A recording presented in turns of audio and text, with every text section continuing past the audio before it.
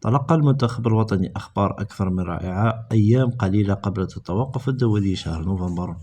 حيث استعاد الخضر استحقاقات القادمة لمباريات كأس إفريقيا بمباريات ودية.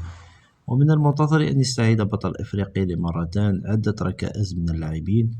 أهمها متوسط الدفاع محمد أمين توغاي مدافع الترجي التونسي، انتظم في تدريبات الجماعية بعد فترة غياب مطولة منذ مباراة النجم الساحلي والترجي التونسي. ومن المنتظر أن جناح الترجي التونسي شارك 30 دقيقة خلال مواجهة الرد أمام رحيم بوركينابي في الدور التمهيدي، وكان بلايلي غاب عن مباراة الجزائر الأخيرة أمام أوغندا تصفيات كأس العالم بسبب الإصابة. والخبر الرائع الآخر هو عودة حسام عوار إلى مستواه الأكثر من رائع مع فريق الاتحاد، وذلك في مباراة البارحة حيث سجل هدف الفوز لفريقه ضد النصر السعودي بهدفين مقابل هدف،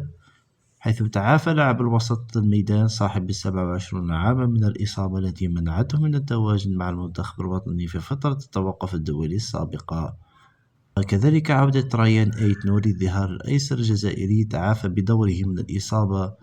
التي أبعدته عن المنافسات لفترة طويلة ومنعته من الالتحاق بالمنتخب الجزائري خلال فترة التوقف الماضية،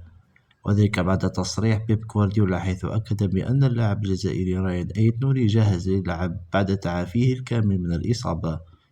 كما لا تنسوا مشاركتنا رأيكم في التعليقات والإعجاب بالفيديو، اشتراك في القناة، والسلام عليكم.